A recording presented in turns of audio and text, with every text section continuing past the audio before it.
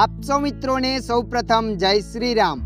મિત્રો આજના આ વિડીયોમાં આપણે જાણીશું બેંક ઓફ બરોડામાં પૈસા ઉપાડવાની સ્લીપ કઈ રીતના ભરવી। હા મિત્રો, તમે પણ બેંક ઓફ બરોડામાં પૈસા ઉપાડવા ગયા છો અને સ્લીપ ભરતા નથી આવડતી તો આ વિડીયો તમારા માટે। તો ચાલો આપણે વિડીયો પર આગળ વધીએ। તો મિત્રો, જ્યારે પણ તમે બેંક ઓફ બરોડામાં પૈસા ઉપાડવા જાઓ ત્યારે પાસબુક સાથે લેવી જરૂરી છે। હા મિત્રો, જ્યારે પણ તમે પૈસા ઉપાડવા જાઓ ત્યારે તમારે પાસબુક સાથે લઈને જવાની છે।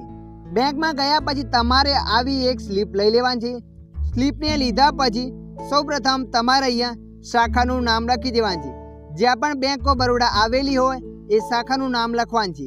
દાખલા તરીકે અમારે અહીંયા વાવમાં આવેલી છે તો આપણે અહીંયા વાવ લખી નાખીએ। એના પછી નીચે નાના નાના ખાના બતાવે છે તો આ ખાનાની અંદર તમારો ખાતા નંબર લખી દેવાનો છે। પાસબુકમાં જોઈને ધ્યાનથી ખાતા નંબર અહીંયા લખવાનો છે। અને મિત્રો જુઓ, આ સ્લીપની અંદર કોઈ પણ ચેક ચાક ના થવી જોઈએ। અહીંયા ખાતા નંબર લખ્યા પછી નીચે લખેલ છે રૂપીસ। તો મિત્રો, તમે કેટલા પૈસા ઉપાડવા માગો છો, જે પણ તમે પૈસા ઉપાડવા માગો છો એ પૈસા તમારે અહીંયા શબ્દોમાં લખવાના છે।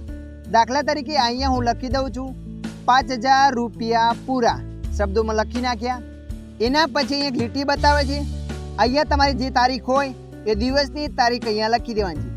હા મિત્રો, જે દિવસે તમે બેંકમાં પૈસા ઉપાડવા ગયા છો એ દિવસની તારીખ અહીંયા લખી દેવાની છે। તારીખને લખ્યા પછી નીચે એક ખાનું બતાવશે તો આ ખાનાની અંદર તમારે રકમ અંકોમાં લખવાની છે। જે આપણે 5000 રૂપિયા શબ્દોમાં લખ્યા હતા એ અહીંયા તમારે અંકોમાં લખવાના છે। તો આપણે અહીંયા લખી દઈએ છીએ 5000 રૂપિયા અને પાછળ એક લીટી કરી દઈએ છીએ, કેમ કે રકમની અંદર કોઈ પણ વ્યક્તિ છેડછાડ ના કરી શકે।